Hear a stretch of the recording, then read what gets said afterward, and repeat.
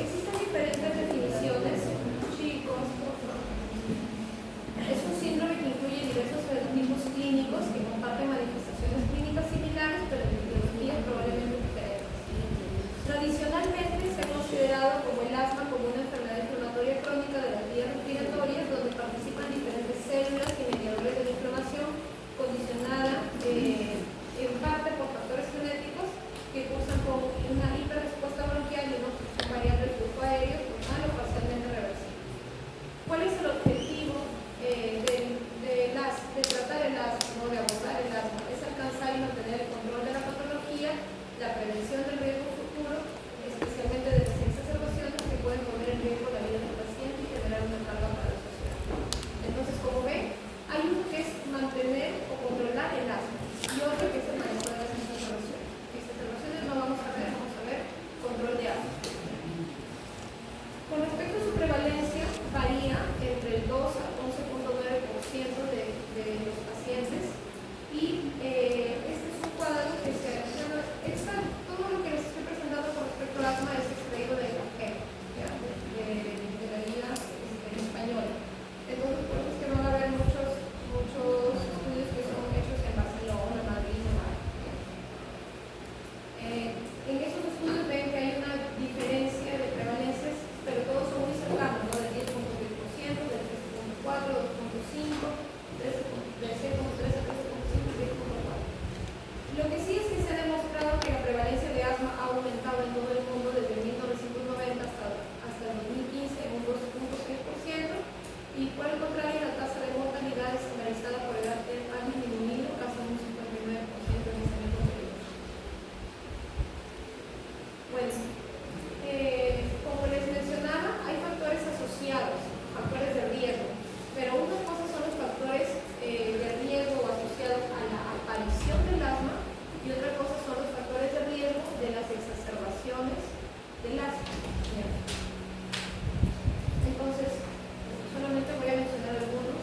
Los factores asociados a la aparición del asma tenemos factores ambientales como los alergenos, los alergenos laborales, infecciones respiratorias, tabaco, contaminación ambiental, algunos fármacos, como por ejemplo antibióticos que pueden ser que han sido usados en la etapa prenatal o en la postnatal, terapia hormonal sustitutiva, que es solamente con estrógenos, paracetamol, antiácidos. También existen factores de huésped, como por ejemplo un paciente atópico que tiene una menarquía temprana, obesidad, hiperrespuesta bronquial o rinitis, y los factores prenatales y perinatales, como por ejemplo la edad de la madre, que la madre haya tenido preeclampsia, que el bebé haya nacido prematuro, que haya nacido por cesárea, que haya tenido ictericia neonatal, que tenga una lactancia artificial, o sea, no lactancia materna, consumo de tabaco por parte de la madre durante la gestación, la dieta de la madre, la dieta del lactante, y sobrepeso de la madre o la obesidad de la madre. Todo eso son factores de riesgo asociados a la aparición del asma. Y por acá he mencionado algunos que son factores desencadenantes de los síntomas y realización de asma, pero eso ya lo tenemos que discutir. Con respecto a la patogenia, el epitelio inicia la respuesta a sustancias inhaladas secretando citoquinas como la lipopoietina, química estromal, interleuquina 33 y interleuquina 25, que son cruciales para la activación del sistema inmunitario innato tipo 2. Una vez activadas estas células linfoides innatos de tipo 2 secretan citoquinas proinflamatorias tipo 2 como la interleuquina 4, 5 y la 13, que asumen el rol para iniciar y mantener la respuesta T2. Y por otro lado, las células dendríticas promueven el desarrollo de linfocitos efector 2 con secreciones de citoquinas y todo. Todo esto pues produce una inflamación de la mucosa bronquial. Como ven, acá hay un cuadrito comparativo, pero es una imagen donde se comparan, donde por ejemplo podemos ver la mucosa bronquial que está inflamada en este caso, no está ensanchada. Eso reduce el lumen de los bronquios. También vemos en esta parte de acá que hay una broncoconstricción por parte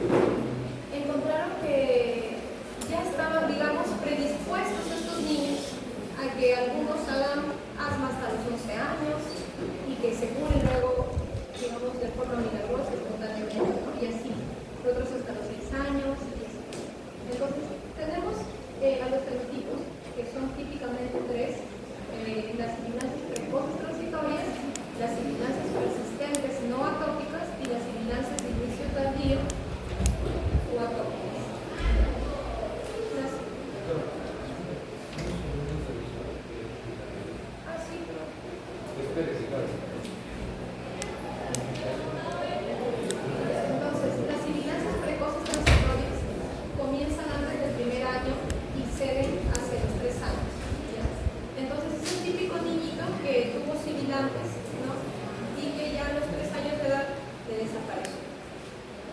Tiene la inmunoglobulina E o pruebas cutáneas negativas, sin rasgos ni antecedentes atópicos, una función pulmonar disminuida con valores bajos a los 16 años, estudios de hiperrespuesta bronquial y variabilidad del flujo respiratorio máximo negativo a los 11 años, y tienen ciertos factores de riesgo como consumo de tabaco materno durante la gestación, de que sean varones, que sean prematuros o convivencia con hermanos mayores o asistencia a guarderías. Tenemos el otro que son las sibilancias persistentes no atópicas, que generalmente empiezan antes del primer año también y persisten a los 6 años.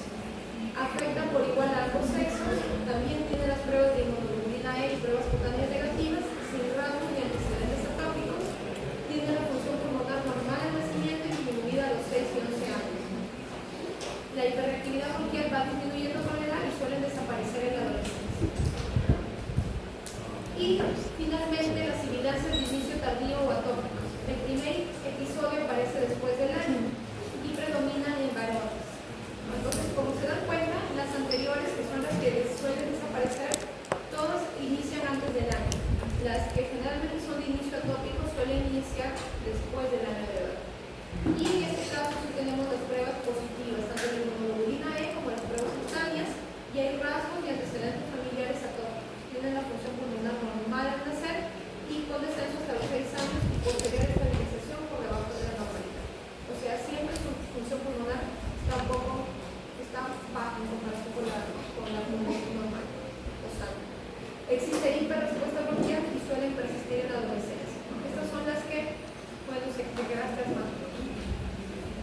Entonces, ahora ya saben que la gran mayoría, cuando les digan, doctor, mi hijo se va a curar del asma, porque muchas veces no catalogamos a los niños como asmáticos, ¿no? Ya tuvo en un año, tuvo 10 episodios de asma, de crisis asmática, pero no, como está chiquito no le podemos hacer las pruebas de función pulmonar, todavía no lo catalogamos como asma.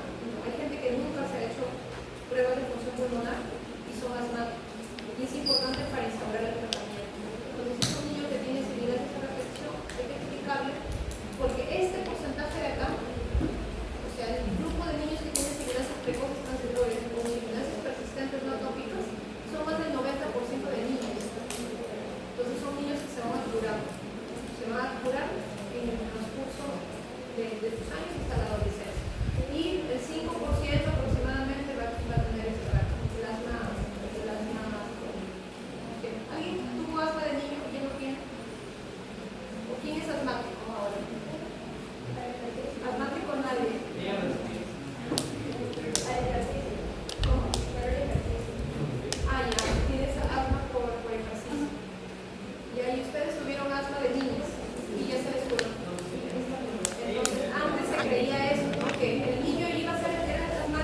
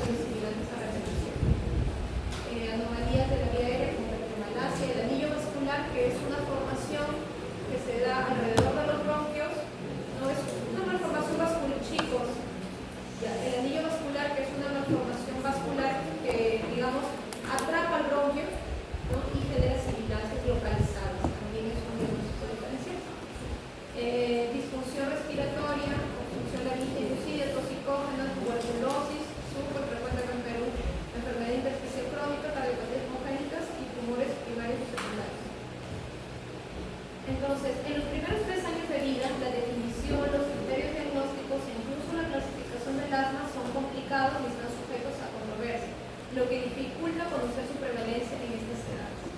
¿Ya? Esto se debe a que los síntomas habituales, la tos, sibilancia, dificultad respiratoria son frecuentes en los niños menores de 3 años sin asma y también por la imposibilidad de evaluar de forma rutinaria la función pulmonar. ¿Ya? Porque normalmente hacemos las pruebas de respiración, pero eso lo hace el neumólogo pediatra, en el caso de niños, o el neumólogo de adultos, pero en niños solo lo hace el neumólogo pediatra. Primero que no tenemos neumólogo, acá yo hay dos neumólogos pediatras. Lo otro es que por la edad de los niños tampoco se les, o sea, tienen que ser niños que colaboren, ¿no? Porque tienen que inspirar y luego hacer una inspiración forzada, que tampoco lo hacen ellos. Entonces, a veces quieren, no, para hacer el diagnóstico de una prueba pulmonar ya no es necesario tener una prueba de función pulmonar para el diagnóstico de asma, puede ser clínico. El diagnóstico definitivo exige la exclusión de otras enfermedades que puedan presentarse con signos similares, los que son de acá. De hecho, algunas de estas patologías podrían estar asociadas. Y bueno, con respecto al control del asma, acá hay una escala, hay varias escalas, ¿ya? Esta es una de las escalas que está validada en el castellano. Y algunas preguntas son para el niño y algunas preguntas son para los papás. Por eso es que son en niños que tienen más de 4 años que se pueden aplicar, ¿ya? Entonces, ¿cómo está tu asma hoy? Es una pregunta que le haces al niño y el niño te marca, ¿no? Según tu carita se le va seleccionando. Tiene que estar orientada por el profesional y así, ¿no?